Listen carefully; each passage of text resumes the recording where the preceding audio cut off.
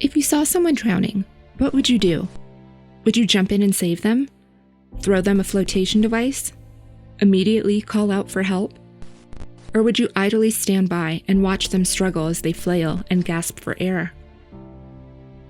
Explore the puzzling true story of Bryce Laspisa's vanishing and the desperate attempts to save him from what many feared was his gradual drowning.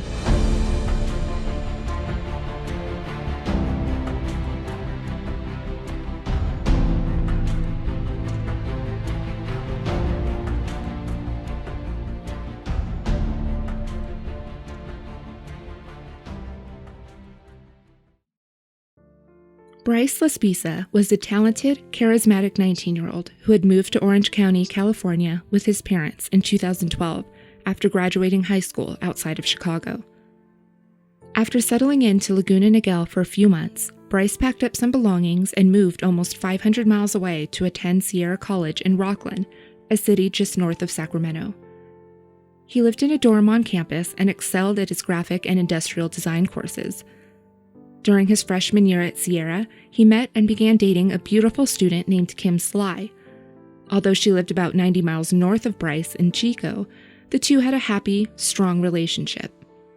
As any parent would hope, Bryce kept in constant contact with his parents, Karen and Michael, while he was away at college. They all spoke several times a week, and his parents were happy that their close relationship, although now long distance in person, remained tight-knit through phone calls and text messages. When Bryce's sophomore year was set to start in August of 2013, he drove back to Rocklin 2 weeks before classes started after spending the summer with his parents in Laguna Niguel. He spent the next several days gaming with friends, hanging out with his roommate and best friend, Sean, and of course getting quality time in with his girlfriend, Kim. To Karen's surprise, when she spoke with Bryce 2 days later, she learned he was making the 7-hour drive back home to Laguna Niguel, completely unannounced. That ordinary 7-hour drive would quickly turn into nearly 30 hours with Bryce's wrecked SUV left abandoned several hours away from his destination, with no sign of Bryce. 2 short days before Bryce got into his car to head south for home, his friends in Rocklin became increasingly worried about him. On August 27th, Bryce approached his roommate, Sean, with 2 of his most prized possessions, his Xbox, and a pair of diamond stud earrings that once belonged to his mom. Later that day, Bryce's girlfriend, Kim, was shocked to receive a text from Bryce saying she would be, quote, better off without him. When she tried to push him for more information and an explanation, Bryce eventually admitted he was breaking up with her. On the morning of August 28th, Sean still couldn't shake his worries about Bryce and his impulsive purging of his important items. Without Bryce's knowledge, Sean called Karen back in Laguna Niguel to ask for advice and talk about Bryce's rapidly changing moods and odd behaviors. He confided in her that Bryce had been drinking large amounts of hard alcohol every day since arriving back in Rocklin and had even begun to take Vyvanse, a prescription medication which acted like a stimulant, in order to stay up throughout the night to play video games. Since Bryce didn't have a prescription for Vyvanse, nor was he taking it correctly, he started to exhibit disturbing side effects, including depression, paranoia, and even random bouts of mania. Karen thanked Sean for reaching out to her and promised to follow up directly with Bryce, but before she was able to call him, she received a call from Bryce, who was frustrated and needed her help. Bryce was at Kim's apartment in Chico that evening and felt he was being held hostage. She was very worried about him because he was still acting very strangely. And she had tried to take his keys away because she didn't want him to leave. When Karen spoke to both of them separately, Bryce told her Kim was just upset and acting erratically because Bryce had just broken up with her. However, when Kim got on the phone, she explained she was worried about Bryce's behavior, explaining he seemed to be under the influence and not fit to drive. After spending time on the phone with both of them, Karen and Michael convinced Kim to return the keys and ordered Bryce to head straight home and rest after what sounded like a stressful day. I said, Bryce, I'm worried. I said, let me come up there tomorrow. Let me fly up there tomorrow. And he says, Mom, no, don't make an airline reservation until I talk to you because I have a lot to talk to you about.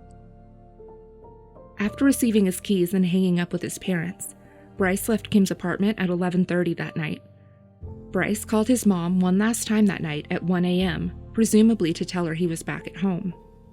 Later that morning at 11, on Thursday, August 29th, the Laspisas were alerted that their insurance roadside assistance service was used earlier that morning. Worried, they called Bryce to make sure he was okay, but when they were unable to get in touch with him, Karen called Sean to see if he would put Bryce on the phone for her. Sean told her he was confused. Not only was Bryce not there, he never returned home the night before. Now, extremely worried about what may have happened and where their son could be, they decided to check Bryce's credit card purchases in hopes of finding out where he may have been when he called for roadside assistance. To their surprise, Bryce didn't need help over in Chico by Kim's apartment. He wasn't near his home in Rockland when he called for help either. Instead, Bryce was just under 200 miles away from them in a tiny town called Buttonwillow, just west of Bakersfield. Completely confused and taken aback, the Laspisas called the company that assisted Bryce and spoke with Christian, the owner of the service company who personally delivered 3 gallons of gas to him at 9 o'clock that morning. They explained the situation to him, and hearing how clearly worried the parents were, Christian offered to drive the few miles back to where he met Bryce to see if he could find out what time he left and in what direction. When Christian pulled up to the rest stop where he met Bryce hours before, he was stunned to see that Bryce hadn't moved. Christian immediately called Karen to let her know he was standing next to Bryce's car and handed the phone over to Bryce, who had been sitting motionless in the driver's seat. After speaking for a few minutes, Bryce agreed to drive the 3 hours home to Laguna Niguel after assuring her everything was fine. He was just resting in his car. Christian watched Bryce pull out of the rest stop and head south towards the Laspisas. 3 hours came and went with no sign of Bryce at the Laguna Niguel home. Later, when 6 o'clock rolled around with no word from Bryce, the Laspisas contacted the Orange County Sheriff's Department to report him missing. With the help of their cell phone carrier, the Laspisas and law enforcement were able to ping the location of Bryce's cell phone. His location showed he hadn't moved from Buttonwillow. When officers were dispatched to the scene at 9:30 that night, they found him only 8 miles away from where Christian had last interacted with him. Given the missing person status, officers asked Bryce for permission to search his vehicle, but came up empty-handed. No drugs, pills, or alcohol were found on him or anywhere inside his car. After passing a field sobriety test, the officers urged Bryce to call his parents, but Bryce showed a lot of reluctance and became evasive. Frustrated by the situation, the police dialed Karen on their own and instructed Bryce to talk to her. Understandably upset, Karen questioned him and asked what he was doing and why he hadn't moved in hours. Again, Bryce insisted he was fine and was just resting. There was nothing to be so worried about. The police left Bryce around 10:30 that night, after everyone agreed that he would leave immediately and head straight home. Meanwhile, Christian saw he had missed a phone call from Karen earlier in the day. He called her back around 11 o'clock that night, and Karen explained how Bryce had never left after seeing Christian for the second time that day, but she was confident he was finally on his way home after speaking with the police. Given the strange circumstances of the day, Christian again offered to go back to make sure Bryce had really left this time. When he drove to the location that Karen had described to him, he pulled up right next to a 2003 Toyota Highlander, with Bryce sitting behind the wheel. Feeling particularly invested at this point, Christian walked up to Bryce's window to confront him. Bryce acted uninterested and even refused to roll down his window. Christian explained to him through the closed window how worried he had gotten his parents.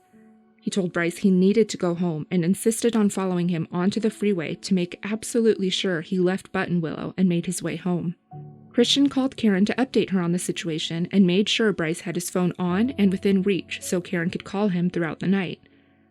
Christian followed Bryce onto the freeway for about 10 miles before he pulled up next to him, waved goodbye, and headed back to Buttonwillow.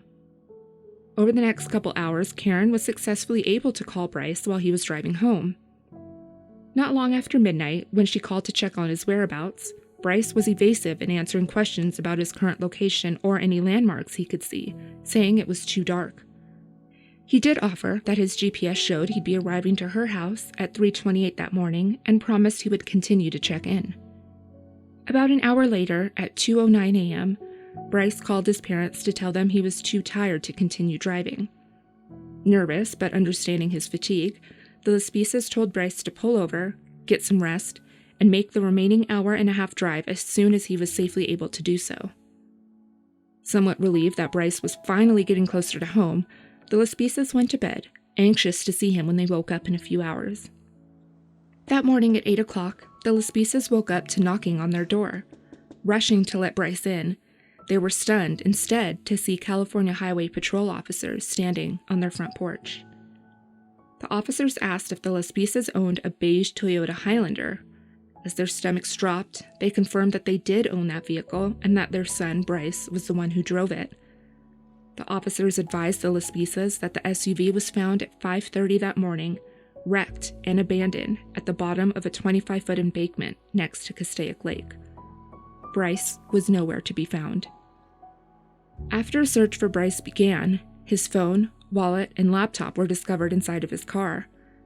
A small amount of blood was found behind the passenger headrest and in the back seat, and the back windshield was broken from the inside out, leaving law enforcement to believe Bryce kicked out the window in order to crawl out of the wrecked car.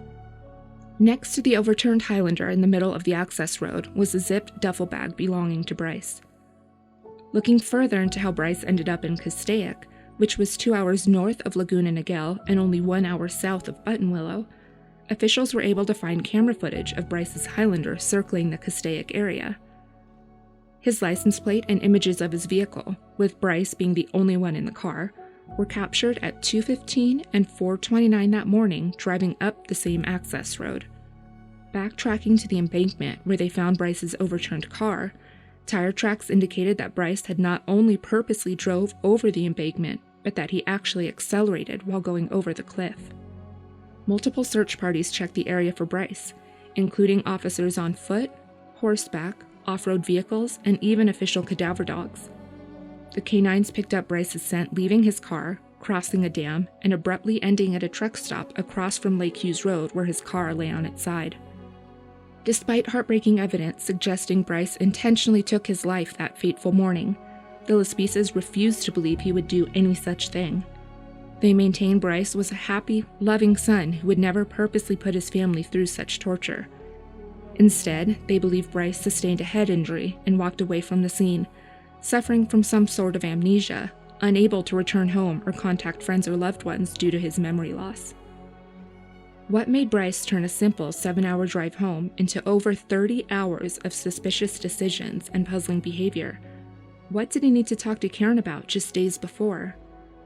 Did Bryce purposely drive his car over the embankment with the plans of ending his life? Or was he suffering from a severe case of confusion, not having any direct control over his own actions? Over a decade has passed since Bryce was last seen. Although there have been multiple reports of sightings of Bryce within California and as far as Tennessee, there have been no confirmed contacts with Bryce Laspisa. As always, please share the video to circulate Bryce's story. At the time of his disappearance, Bryce stood 5 feet 11 inches tall with a lean 170-pound build. He has distinct bright red hair, blue eyes, and a Taurus tattoo on his left shoulder. For any updates on the case, like this video and subscribe to the channel to be alerted of any new information.